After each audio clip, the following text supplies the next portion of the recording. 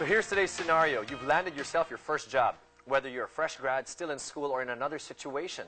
At the end of the first month, your paycheck comes in. Question, what's your next move? Do you spend it on something nice, save it for a rainy day, or start your investment journey? Here to help guide our newbies in the workforce is registered financial planner David Angway. Thanks for being on the show, David. Thank you. And I understand you're somewhat of a millennial as well, Yeah. who can relate with our viewers as That is far true. as what to do with the first paycheck, right? That is true. So let's set the stage up. First, tell me, what are the kinds of employment out there today? Well, there are a lot as of the moment. Well, we first tackle the full-time. If you're full-time, then you work for a company. And the company that you've been working for will take care of your health benefits, your leaves, your paid leaves, and at the same time, your taxes as well. Well, how about part-time? Almost the same thing, but this one's really good for millennials, especially if you're going to be graduating. And I can see the trend. Normally, if you're going to be graduating and you lack funds, part-time is the best for you. Why? You get to earn a little bit of money so you can finance your education. Especially if the money's so tight and your parents could not really give you some funds, then part-time will be the best for you. While you're still in school? Yes, exactly. Okay. That is right. What about when you're done? You have the prerogative whether to simply continue that or you shift with another types of employment, which is contractual. You could either go both for companies or you can work for a client, okay? So you can be flexible for that, but again, the downside of it, somehow you take care of your taxes, you take care of the rest of your benefits. Normally, if you're contractual, you're not paid when it comes to having a leave or you're on your day offs or something like that. And the fourth one, which is millennials are rising right now, and freelancing is the common trend. Freelance, you work for a client. But same thing with contractors, you don't normally have this benefits from your company or your employer. Yeah. You know, the difference between a freelance and a part-time, you said a contractual is almost like a freelance, right? Yeah, that is where right. you get certain projects to do for a set period of time. That is but right. part-time and freelance, is there a difference? Part-time, especially if you got to choose, because there's a thin line between the part-time and then the freelance. You can either choose, because again, part-time for me, is almost a sideline. Sideline that I choose to go whenever I want to. Okay. But again, if for freelance, the common trend right now is you need to, okay? Because that's a choice, that's a need. But again, that's the distinction between it. Okay. The other one, part-time is a want, and then the freelance is a need for you to sustain your lifestyle. Right. Of these different options, which types of job or even types of employment are most in demand today? The trend is more on IT and IT stuff, softwares and hardwares. Currently, I was doing my research, and everyone, our Philippines is currently the #1 when it comes to IT BPO, and in the world. Creates, yes, exactly, in the world right now. So it creates jobs. So #1 is IT software. If you're an Android user, obviously you get to have this. That's the #1 right now, okay?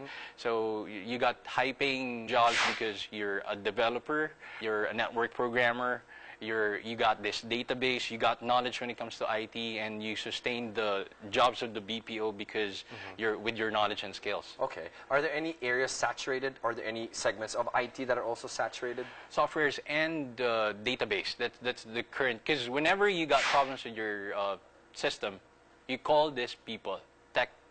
Tech skills needs to be enhanced. And right now, as far as I'm aware, with the ITBP industry, currently 1.3 million full-time employees, at least 20% of it are more on tech skills.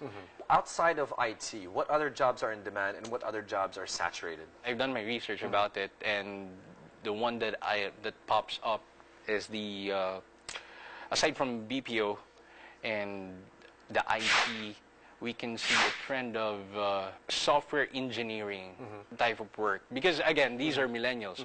Normally, they they don't like to go into a certain cubicle or probably stay with a certain employer for the next 10 to 20 years. Right. They cannot imagine How themselves about professionals? Like you told me off camera that you actually were a nurse, or were you going to take that path, and this is a very different career shift for you. Is that saturated? I mean, we hear a lot of reports. Since 2008, that was already saturated. I believe that it was really the nursing, the what do you call this one, the HRM, and at the same time, yeah, Those are saturated. Those are saturated because there's a lot of overflow from the previous years. Sure. I want to flip it and ask another question. Are there jobs that are in oversupply? You did mention that over and over, and we've heard in various different features how it continues to be a growth spot in the Philippines. Yeah. Do you think that the BPO sector as a whole is, in general, a large demand pool, and it continues to grow? Technically, that is right. There will be an upcoming BPO centers all over the Philippines right now. Currently, before, we used to have one CBD, which is Central Business District, which is Makati. But right now, we got emerging cities, which is at least 58, which is all over the Philippines. We BPO, real estate, and at the same time, those communities are making the economy bigger and bigger. Manufacturing, agriculture, what are your thoughts on those areas? It's still not that really the hotspot of the employment. But again, as long as we can innovate something, all right, using all our skills right now from the millennials, then that will put us into the map. Again, but right now, we don't see any trend in the agriculture. Although it is a big need, I think, of our country as far as the areas that are untapped. So let's move on to the money discussions. If they went into a job like IT, which you said is in high demand, what sort of pay can people expect starting out of college? I can see that's 20,000. That's the minimum. The highest would be 25K a month, and that's not included the other compensation, other fees, the leaves that they need to do. So excluding all these benefits, 20 to 25. Other industries right now can have at least. I think teachers can have at least 16K, 16,000. The BPOs, at least 17 to 18 for fresh grads, without any skills, all right? So as long as you have this knowledge and attitude, then, well, most likely you can have that, that salary that you want. People will also opt for OFW type of work, you know, getting expatriated or getting work abroad. What is the scale that we're looking at for a fresh grad, and is that even an opportunity if you're fresh out of college? In abroad, currently, I do have a lot of friends right now who's overseas, currently OFWs. But before they get into that position, they need to at least somehow get a skills, get a skill set. So I think if they get into that portion, they graduated and then they went straight ahead, I think they might get as much as 50 to 60 because my friends... If they're able to get in. Yes. Let's talk about what now to do with that money. So you said about 20, 25 first job, or 50 if you're able to make it overseas. What is your observation on what first job bursts, if you will, or people who are in the workforce for the first time, spend it on, and do you agree with how they do it? No, not at all. It's like, first of all, I can see poor allocation, poor assessment with their values. And when it comes to their values, it follows the behavior that they got, what will happen after that. Like their decision making. Obviously, when you got poor values, you got poor behavior, you got poor willingness to change, and then you poor decision, and then poor spending habits. That's all. I see. So what sort of poor values or poor behavior or poor spending habits have you observed?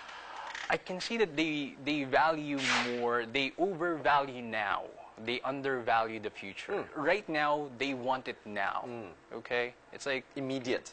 Exactly. Okay. So the self-gratification is overflowing.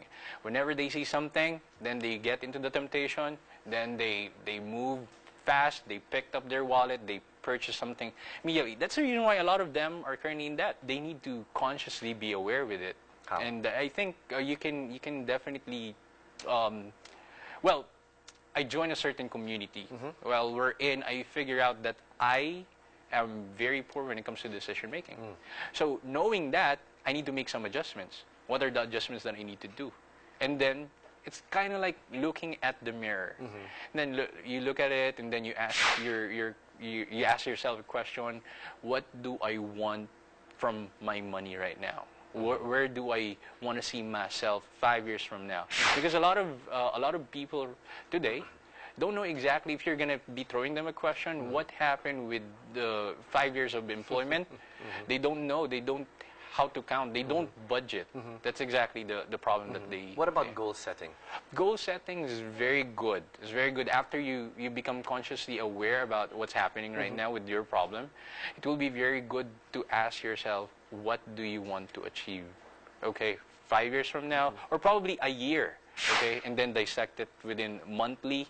Because if you're gonna think about big things, let's say for example, 5 years, I want to have 1 million, and then obviously you're earning at least 10 or probably 20,000 in minimum. Then you get this lack of motivation, because how can you do that?